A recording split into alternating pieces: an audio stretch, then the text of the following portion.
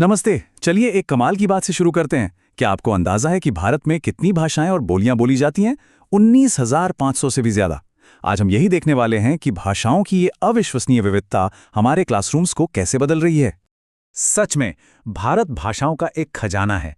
देखिए, संविधान में तो 22 भाषाएं हैं, लेकिन 2011 की जनगणना को देखें तो पता चलता है कि यहाँ 19,500 से ज्यादा अलग-अलग मातृभाषाएं हैं। ये जो नक्शा है ना, ये तो बस एक छोटी सी झलक है उस इनक्रेडिबल डाइवर्सिटी की। तो सवाल ये उठता है, जब इतनी सारी भाषाएं, इतनी सारी संस्कृतियां स्कूल के गेट से अंदर एक क्लासरूम में आती हैं, तो आखिर होता क्या है? सोचिए जरा, एक टीचर के लिए इसका क्या मतलब होता होगा, और सबसे जरूरी उन बच्चों के लिए इसका क्या मतलब है। और यहीं से शुरू होती है हमारी पहली बड़ी चुनौती कि एक क्लासरूम की चार दीवारों के अंदर इतनी सारी अलग-अलग भाषाई दुनियाओं को एक साथ कैसे लाया जाए।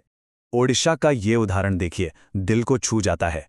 एक टीचर ने महसूस किया कि जो बच्चे कोई भाषा बोलते थे, जो वहाँ की एक स्थानीय आदिवासी भाषा है, वो क्लास में बिल्कुल चुप रहते थे।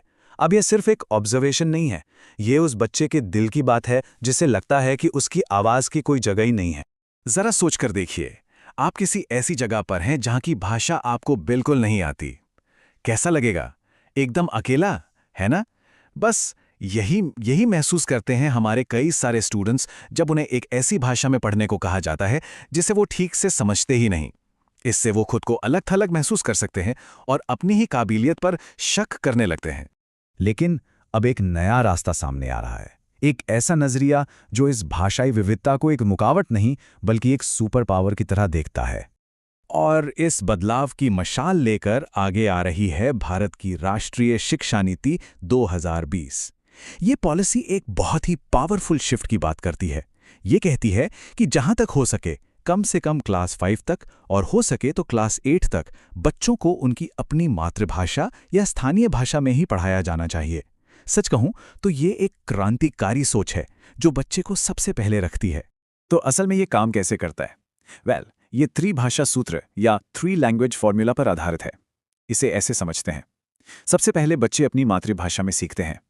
इससे वो अपनी संस्कृति और अपने आसपास की दुनिया से जुड़ते हैं। दूसरा स्टेप, वो हिंदी या कोई दूसरी मॉडर्न भारतीय भाषा सीखते हैं ताकि पूरे देश से जुड़ाव महसूस हो। और आखिर में वो अंग्रेजी या कोई दूसरी विदेशी भाषा सीखते हैं ताकि दुनिया के साथ कदम से कदम मिलाकर चल सकें। तो भाई, इस पूरे बदलाव के पीछे की वजह क्या है? ऐसा क्यों किया जा रहा है? पता चलता है कि एक से ज्यादा भाषाएं जानने के फायदे कमाल के हैं। सबसे पहली बात, ये दिमाग के लिए एक जबरदस्त एक्सरसाइज है। रिसर्च बताती है कि जो लोग कई भाषाएं जानते हैं, उनकी प्रॉब्लम सॉल्विंग स्किल्स और क्रिएटिविटी दोनों ही बेहतर होती हैं। दूसरी बात, ये हमें हमारी जड़ों से जोड़ता है। देखिए, भाषा किसी भी संस्कृति का दिल होती है, और एक से ज्यादा भाषा जानना मतलब दुनिया को देखने के नए नए दरवाजे खोलना। और तीसरी और सबसे जरूरी बात, इससे बच्चे पढ़ाई में बेहतर करते हैं। जब बच्चे अपनी मातृभाषा में कोई कॉन्सेप्ट सीखते हैं तो वो उसे कहीं ज्यादा गहराई से समझते हैं, और इसका असर हर सब्जेक्ट में उनके बेहतर प्रदर्शन पर दिखता है। तो मतलब साइंस एकदम क्लियर है। एक से ज्यादा भाषा बोलना बच्चों के लिए हर तरह से फायदेमंद है। इससे उनकी याददाश्त तेज होती है, प्रॉब्लम सॉल्व करने की क्षमता बढ़ती है, वो बेहतर मल्टीटास्कर बनते हैं, और दूसरी संस्कृतियों के लिए उनके मन में इज्जत और हमदर्दी भी पैदा होती है। सीधे शब्दों में कहें तो ये उन्हें बेहतर लर्नर और एक बेहतर इंसान बनाता है। ठीक है, ये सारी बातें सुनने में तो बहुत अच्छी लगती हैं, लेकिन सवाल ये है कि असल में क्लासरूम के अंदर ये सब दिखता कैसा है। चलिए कुछ रियल लाइफ एग्जाम्पल्स देखते हैं। यहाँ पर एक बहुत ज़रूरी कॉन्सेप्ट आता है जिसे कहते हैं ट्रांस लैंग्वेजिंग। अब ये क्या है? इसे ऐसे समझिए कि ये एक तरह का भाषाई टूल बॉक्स है।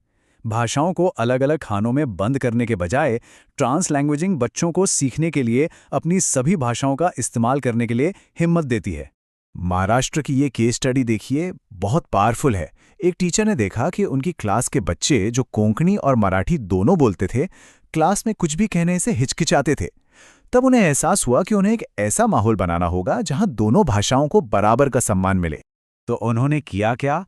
अरे उन्होंने तो अपनी क्लासरूम को एक मल्टीलिंगुअल जन्नत बना दिया।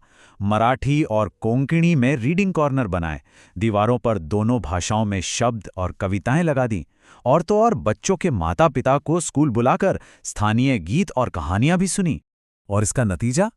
नतीजा तो बस कमाल का था। बच्चों में अपनी पहचान को लेकर एक नया गर्व जागा। वो आत्मविश्वास से भर गए और पूरी क्लास सीखने और एक दूसरे से शेयर करने का एक जिंदा दिल ठिकाना बन गई। जैसा कि इस टेबल में देख सकते हैं, हर चुनौती का एक क्रिएटिव हल मौजूद है। अगर पढ़ाने के लिए किताबें कम हैं, तो बच्चों के साथ मिलकर अपनी द्विभाषी किताबें बना लीजिए। अगर आपको सारी भाषाएं नहीं आती, तो कोई बात नहीं, अपने स्टूडेंट्स को ही टीचर बनने का मौका दीजिए। असल में हर रुकावट एक नया रास्ता खोजने का मौका है। तो आखिर में ये सारी बातें हमें एक बहुत ही दमदार सोच पर लाकर खड़ा कर देती हैं। अगर हम अपनी क्लासरूम को ऐसी जगह बना सकते हैं जहां हर भाषा की इज्जत हो, तो सोचिए हमारा समाज और हमारा देश क्या बन सकता है। संभावनाएं सच में अनंत हैं।